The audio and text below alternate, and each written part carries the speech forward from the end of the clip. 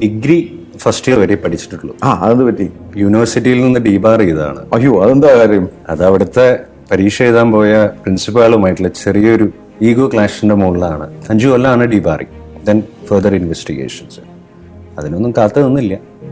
പിന്നെയാണ് കഥ മുഴുവൻ ചേഞ്ച് ആവുന്നത്. രണ്ടാമത്തേൽ പോയി കയ്യും കാലും ഒന്ന് അടിയിൽ നിന്നുകൊണ്ട് വീശി നോക്കിയപ്പോൾ എന്തിലും ഒന്ന് തടഞ്ഞു. ഒരു ബോഡിയിൽ, ഒരു മനുഷ്യന്റെ ശരീരത്തിൽ തൊട്ടൊരു ഫീൽ. പിടിച്ചപ്പോൾ കാലുകളായിരുന്നു. എടുത്ത് മുകളിലേക്ക് കൊണ്ടുവന്നു, കയറ് കെട്ടി ഫയർഫോഴ്സിന് കൊടുത്തു. അദ്ദേഹത്തിന്റെ ഭാര്യയാണെന്ന് തോന്നുന്നു. മകനെ ഒരു ഇത്തിരിയെങ്കിലും ജീവൻ ബാക്കിയുണ്ടോ എന്ന് ചോദിച്ച് കരഞ്ഞാണ് ഓടി വന്നത്. ഞാൻ അധിക സമയം അവിടെ ചെലവഴിച്ചില്ല. വണ്ടി എടുത്ത് വീട്ടിലേക്ക് വന്നു. ആദ്യത്തെ അനുഭവമാണ്. കേട്ടറിവ്. ആ ഷിപ്പ് മുങ്ങാനുണ്ടായ കാരണം 1 or 2 വ്യക്തികളുടെ തീരുമാനങ്ങളുടെ മിസ്റ്റേക്സ് എന്നാണ്. സേഫ്റ്റി നോക്കാതെ. യെസ്. അവിടെ നഷ്ടപ്പെട്ട എത്ര പേരുടെ ജീവനാണ്. ആ ഒരു വാശിക്ക് ഇനി ആ സേഫ്റ്റികൾ നമ്മൾ കോംപ്രമൈസ് ചെയ്യരുത്. നമ്മളും അവിടേക്ക് ഒരു മലയാളി എന്നുള്ള രീതിയിൽ എത്തണം എന്നുള്ളത് കൊണ്ടാണ്. ഹായ്, ഞാൻ Shameem Rafeeq, corporate trainer, business coach. സ്പാർക്കുള്ള ഒരു പുതിയ എഡിഷനിലേക്ക് സ്വാഗതം. വളരെ അപൂർവമായ ഒരു ഇന്റർവ്യൂ ആയിരിക്കാം ഞാൻ ഇന്ന് ചെയ്യുന്നത്. പൊതുവേ ഞാൻ ഇന്റർവ്യൂ ചെയ്യുന്ന വ്യക്തികൾ നിങ്ങൾ ശ്രദ്ധിച്ചിട്ടുണ്ടാവും, സംരംഭകരാണ്. എളിയ തുടക്കങ്ങളിൽ നിന്ന് വലിയ വിജയങ്ങൾ നേടിയവരായിരിക്കാം, പരാജയത്തിൽ നിന്ന് തിരിച്ചു വന്നവരായിരിക്കാം. ഇന്ന് സമൂഹത്തിൽ വ്യത്യസ്തമായ ഒരു തൊഴിൽ ഏർപ്പെട്ട് അതിൽ വിജയം നേടി മലയാളികൾക്ക് മാത്രമല്ല എല്ലാ ഇന്ത്യക്കാർക്കും അഭിമാനിക്കാൻ പറ്റുന്ന തലത്തിൽ എത്തി നിൽക്കുന്ന ഒരു വ്യക്തിയെയാണ് ഇന്ന് എൻ്റെ കൂടെ സ്പാർക്കിൽ കഥ പറയാനിരിക്കുന്നത്. PG രാംനാഥാണ്. രാംനാഥ്, സ്വാഗതം സ്പാർക്കിലേക്ക്. Thank you. താങ്കളുടെ നാട് എവിടെയാണ്? തൃശ്ശൂരാണ്. തൃശ്ശൂരുകാരനാണ്. അപ്പോൾ പഠിച്ചതൊക്കെ അവിടെ തന്നെയാണോ? തൃശ്ശൂരും പഠിച്ചിട്ടുണ്ട്, നിലമ്പൂരും പഠിച്ചിട്ടുണ്ട്. അമ്മ നാടാണ് നിലമ്പൂർ. ഓക്കെ. അപ്പോൾ എന്തായിരുന്നു പഠനം? ഡിഗ്രി ഫസ്റ്റ് ഇയർ വരെ പഠിച്ചിട്ടുള്ളൂ. അതെന്ത് പറ്റി? യൂണിവേഴ്സിറ്റിയിൽ നിന്ന് ഡീബാർ ചെയ്തതാണ്. അയ്യോ, അതെന്താ കാര്യം? അത് അവിടുത്തെ പരീക്ഷ എഴുതാൻ പോയ പ്രിൻസിപ്പാളുമായിട്ടുള്ള ചെറിയൊരു ഈഗോ ക്ലാഷിന്റെ മുകളിലാണ്. പുള്ളി നമ്മളെ കോപ്പി അടിച്ച് പിടിച്ചു എന്നുള്ളൊരു കള്ളക്കഥ ഉണ്ടാക്കിയിട്ടാണ് പുറത്താക്കിയത്. 5 കൊല്ലമാണ് ഡീബാറിങ്, ദെൻ ഫെർദർ ഇൻവെസ്റ്റിഗേഷൻസ്. അതിനൊന്നും കാത്തു നിന്നില്ല. പിന്നെയാണ് കഥ മുഴുവൻ ചേഞ്ച് ആവുന്നത്. തിരിച്ച് നാട്ടിലേക്ക് പോകുന്നു. അപ്പോൾ തിരിച്ച് തൃശ്ശൂരിലേക്ക് വന്നു. അപ്പോൾ ഡിഗ്രി കംപ്ലീറ്റ് ചെയ്യാൻ പറ്റിയില്ല? കംപ്ലീറ്റ് ചെയ്തില്ല. നാട്ടിൽ വന്ന് എന്ത് ചെയ്തു?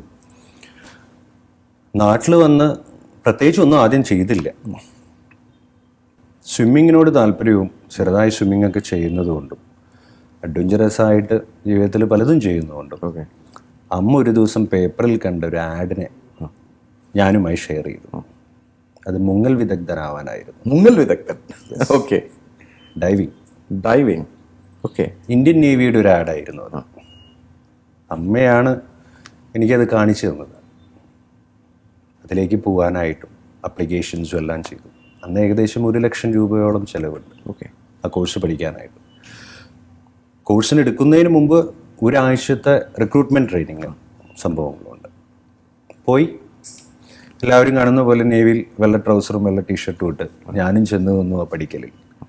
അവസാനം എന്നെ കയറ്റി.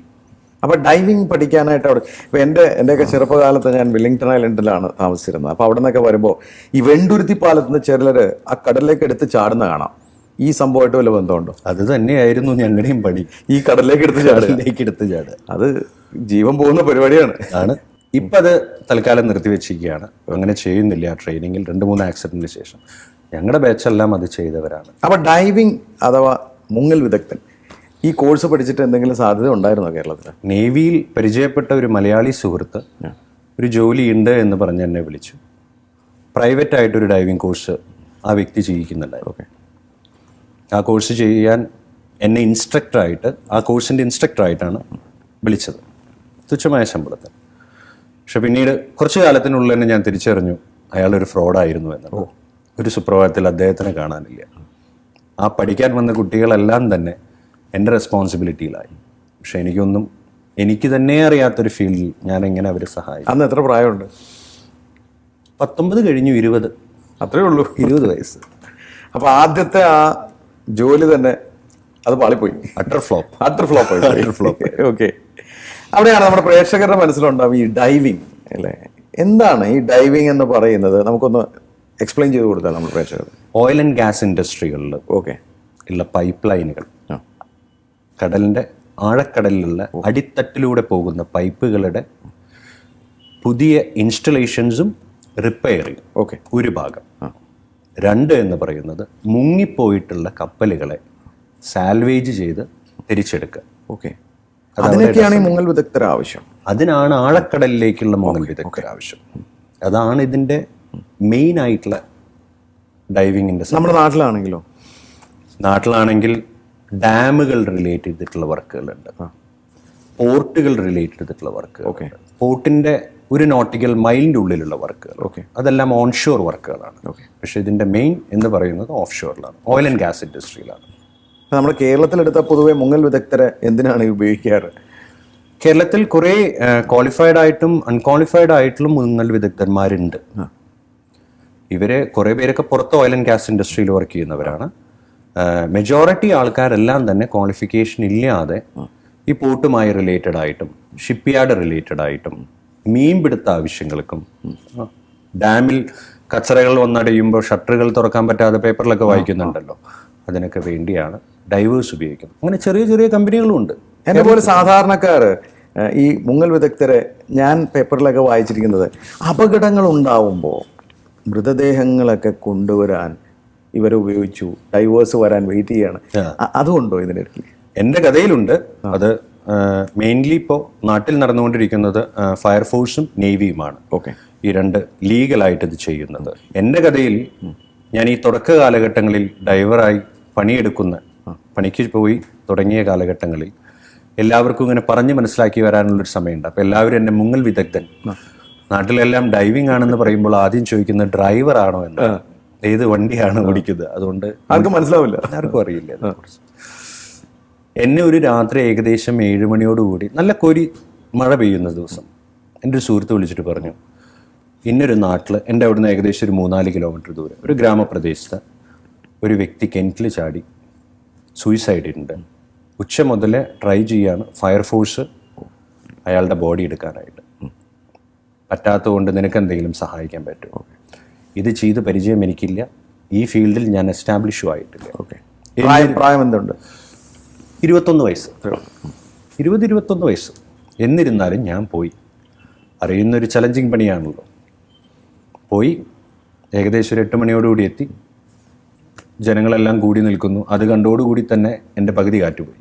രണ്ടും കൽപ്പിച്ച് അവിടെ കിട്ടിയ ഒരു തോർത്തുമുണ്ടെടുത്തെടുത്ത് കിണറ്റിലേക്ക് ഇറങ്ങി. കിണർ നിറഞ്ഞ് കവിയാണ്. എന്നിരുന്നാലും വെള്ളത്തിൻ്റെ അടിയിലേക്ക് പോയി. അന്നത്തെ ഒരു ആരോഗ്യമൊക്കെ വെച്ചിട്ട് ഒരു 1.5-2 മിനിറ്റൊക്കെ ഏകദേശം ശ്വാസം പിടിച്ച് നിൽക്കാനുള്ളൊരു കഴിവുണ്ടായിരുന്നു. പോയി വന്നു. രണ്ടാമത്തേൽ പോയി കയ്യും കാലും ഒന്ന് അടിയിൽ നിന്നുകൊണ്ട് വീശി നോക്കിയപ്പോൾ എന്തിലും ഒന്ന് തടഞ്ഞു. ഒരു ബോഡിയിൽ, ഒരു മനുഷ്യൻ്റെ ശരീരത്തിൽ തൊട്ടൊരു ഫീലിംഗ്.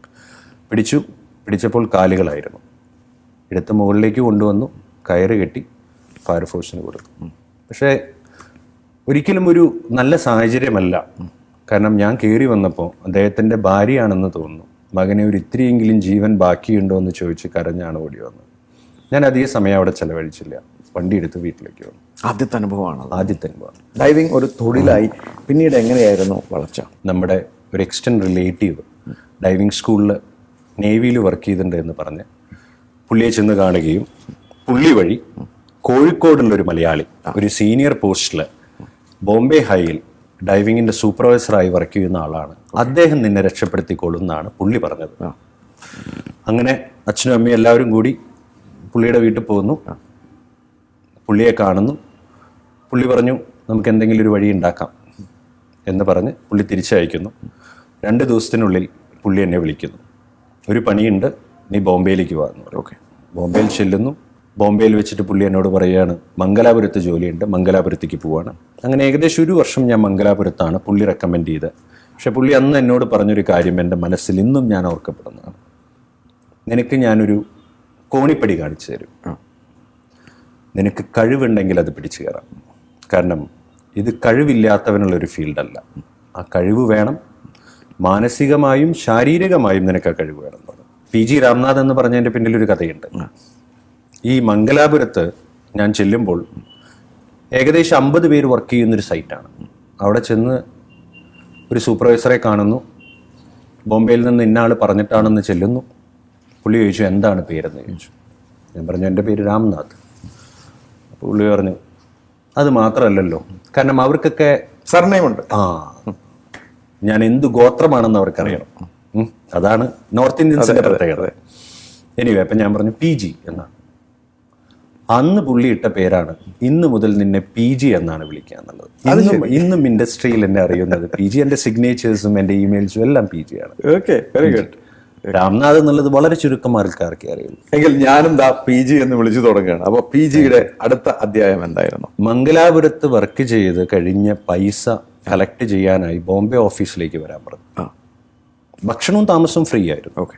തുടക്കത്തിൽ ശമ്പളം ഉണ്ടായിരുന്നില്ല. അവസാന കാലഘട്ടങ്ങളിലെ പൈസ എനിക്ക് ഓർമ്മ ശരിയാണെങ്കിൽ 18,000 രൂപയുടെ DD ആണ് അവർ പ്രിപ്പയർ ചെയ്തിട്ടുണ്ടായത്. ഓക്കെ.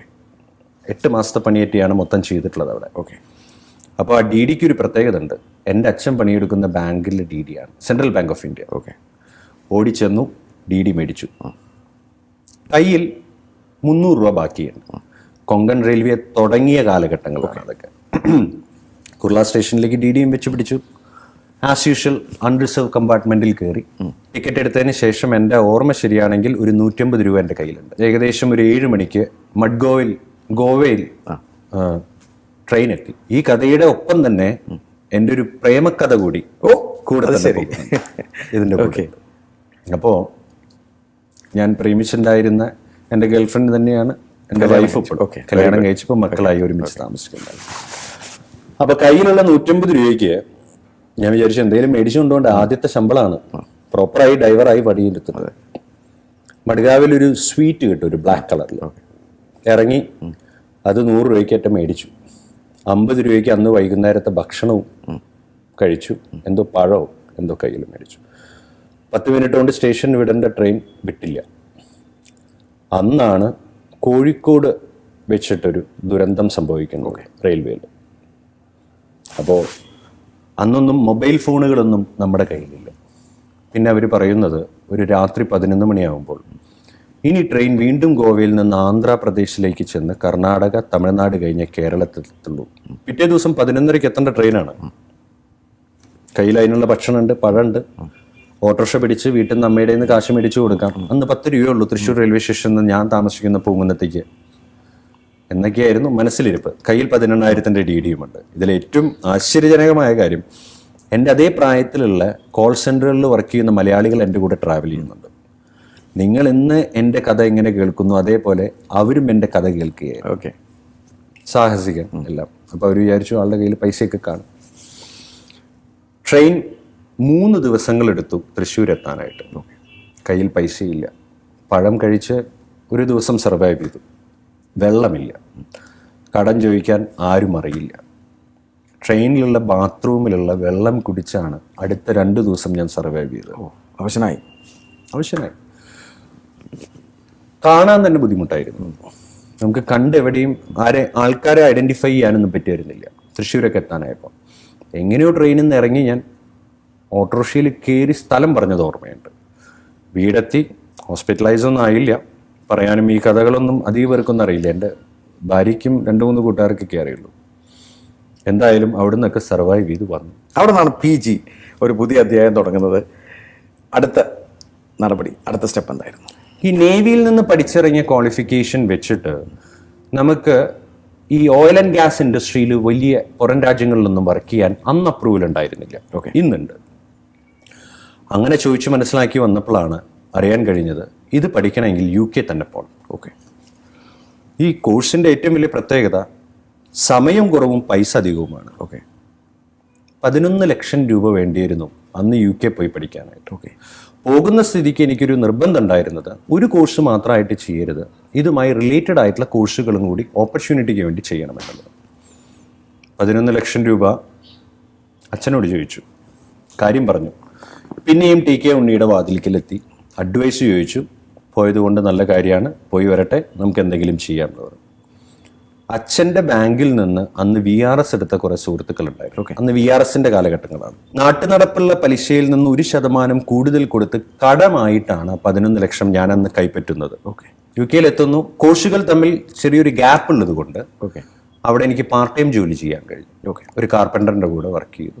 കോഴ്സ് എല്ലാം ചെയ്തു. സക്സസ്ഫുള്ളി തിരിച്ചു വന്നു. തിരിച്ചു വന്ന് 1 മാസത്തിനുള്ളിൽ പിന്നെയും TK ഉണ്ണി വിളിച്ചു. ഒരു വർക്ക് ഉണ്ട് ദുബായിൽ, ആ കമ്പനിക്കും ഡൈവേഴ്സിനെ വേണമെന്ന് പറയും. ഓക്കെ.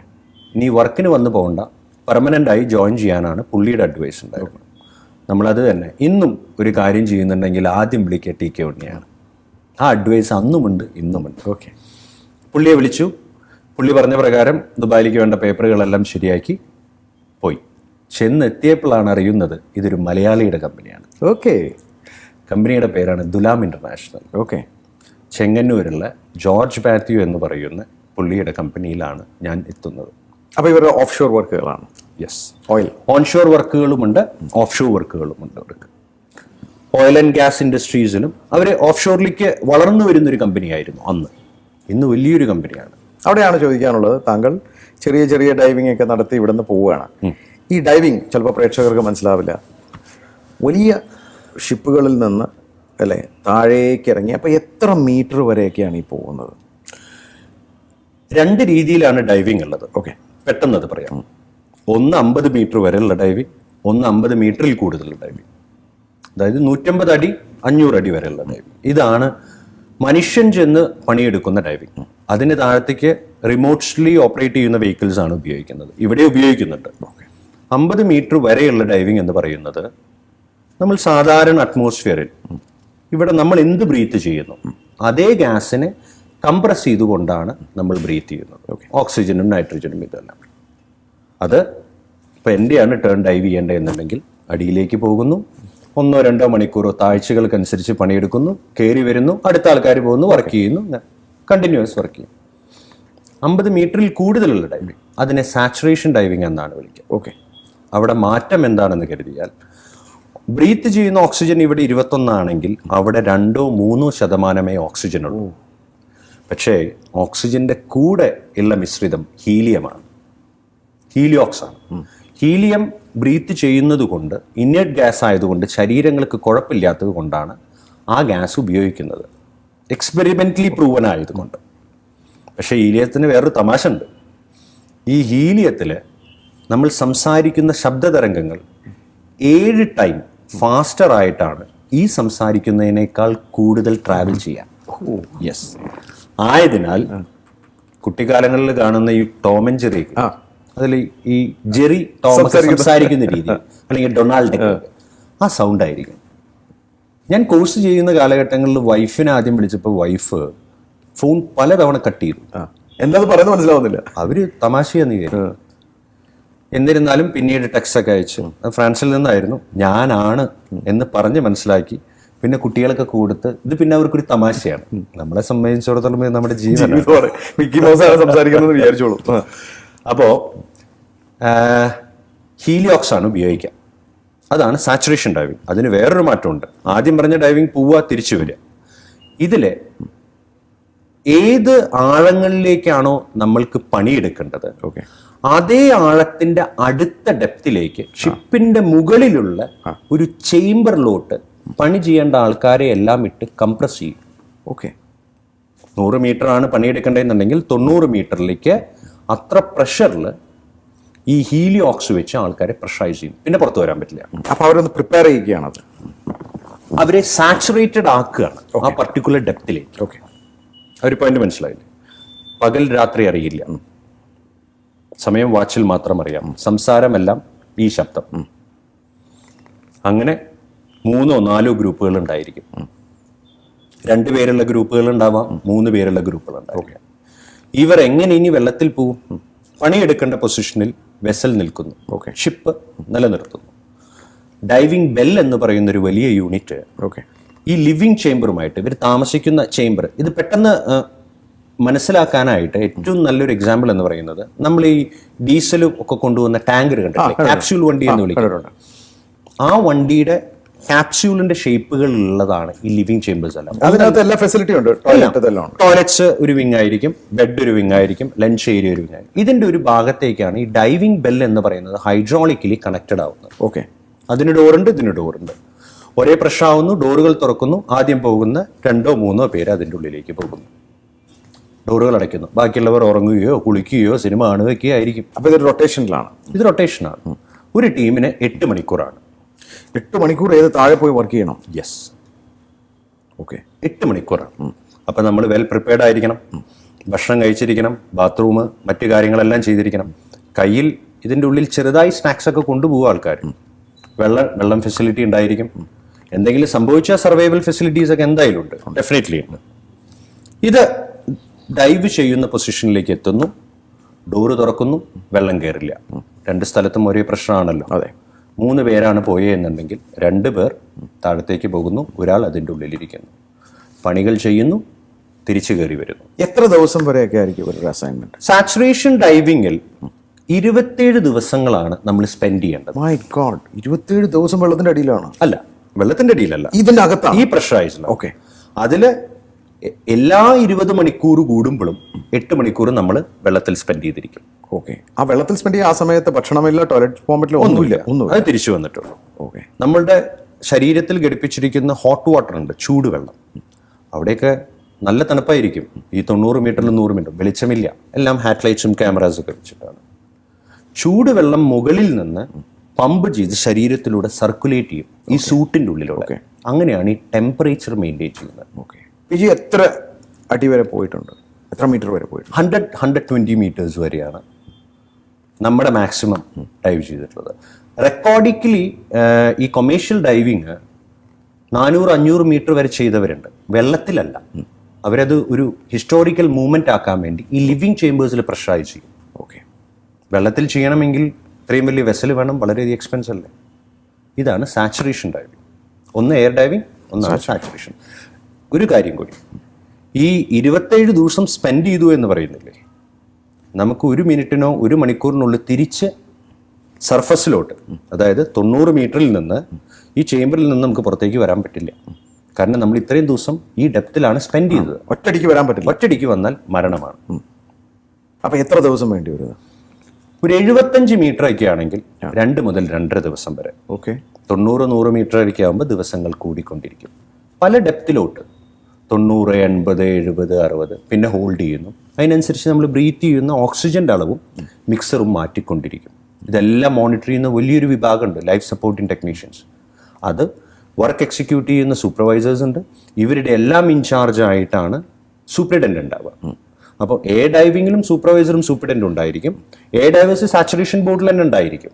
സാച്ചുറേഷൻ സൂപ്പർവൈസേഴ്സ് ഉണ്ടായിരിക്കും, ലൈഫ് സപ്പോർട്ടിംഗ് ടെക്നീഷ്യൻസ് ഉണ്ടായിരിക്കും, സൂപ്രണ്ടൻസ് ഉണ്ടായിരിക്കും. അപ്പോൾ ഒരു റിപ്പയർ ചെയ്യാൻ ചിലപ്പോൾ ഈ പറയുന്ന 100 മീറ്റർ താഴെ പോകുന്ന ഒരു 2 പേരായിരിക്കും റിപ്പയർ ചെയ്യുന്നത്. പക്ഷെ ആ വർക്കിന് വേണ്ടി ചിലപ്പോൾ ഒരു ഷിപ്പോ ക്രൂവോ അവിടെ ഇത്രയും നാൾ പിടിച്ചിടണം.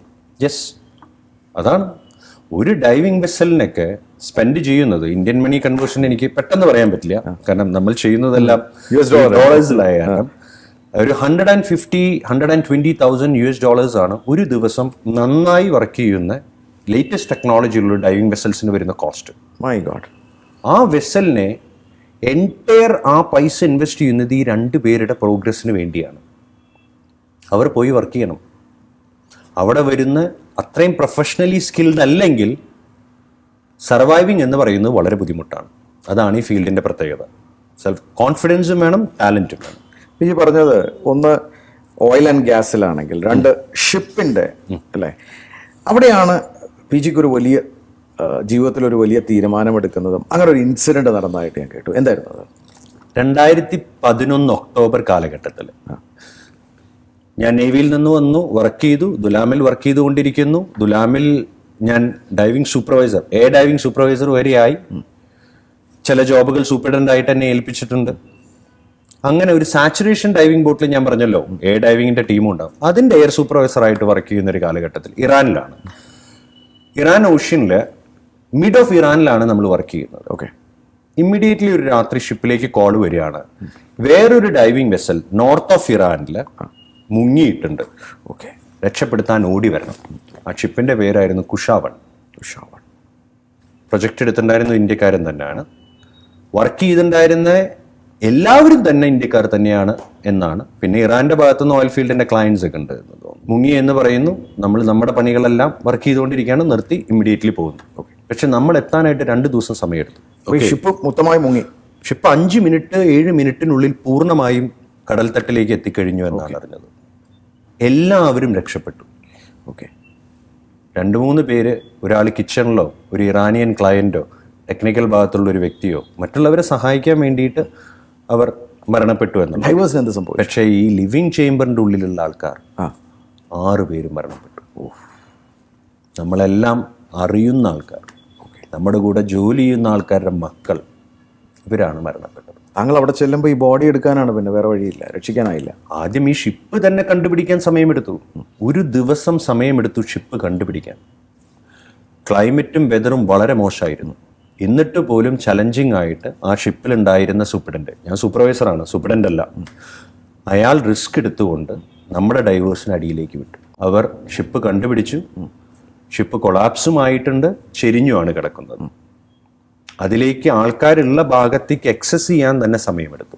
ഇതിനെ ക്രെയിനും ഓപ്പറേഷൻസും എല്ലാ ബോഡികളും മുകളിലേക്ക് എടുത്തു. അതുവരെ എൻ്റെ മനസ്സിലുണ്ടായിരുന്നൊരു വിചാരം, ഈ എയർ ഡൈവിംഗ് സൂപ്പർവൈസറായി അതിൻ്റെ ഒരു സൂപ്രണ്ടൻ്റായി അതുവരെ വന്നാൽ മതി, ഇനി വളരണ്ട.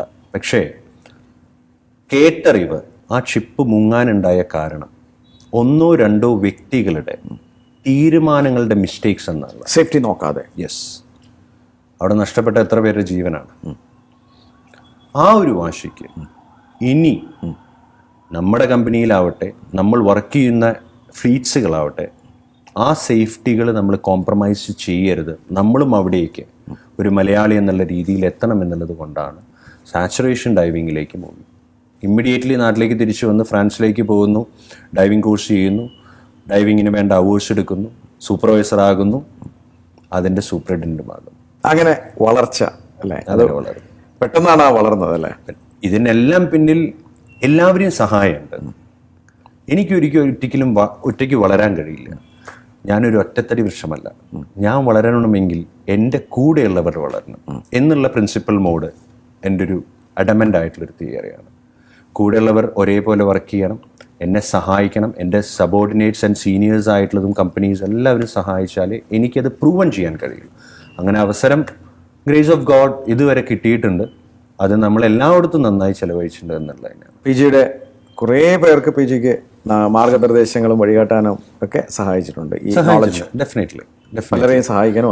കുറേ വ്യക്തികളെ ഈ ഫീൽഡിൽ പുതിയതായി വരാനും ഉള്ള വ്യക്തികൾ എവിടേക്കും എത്തിപ്പറ്റാതെ നിൽക്കുന്നവർക്ക് എനിക്കറിയാവുന്ന നോളജ് പ്രകാരം ഫ്യൂച്ചറിലേക്ക് അവരെല്ലാം ഇപ്പോഴും പല മെസ്സേജുകളും അയക്കും, വിളിക്കാറുണ്ട്, സംസാരിക്കാറുണ്ട്. അതൊക്കെയാണ് നമ്മുടെ സന്തോഷം.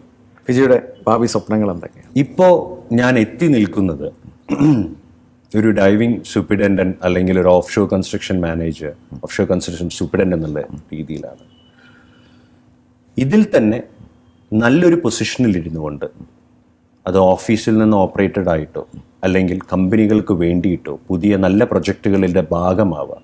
ഒരു ഇന്ത്യക്കാരൻ, ഒരു മലയാളി എന്നുള്ള രീതിയിൽ നമ്മുടെ കുറേ ആൾക്കാർക്ക് ജോലികൾ നൽകുക. കഴിവുള്ള എത്രയോ മലയാളികളുണ്ട്.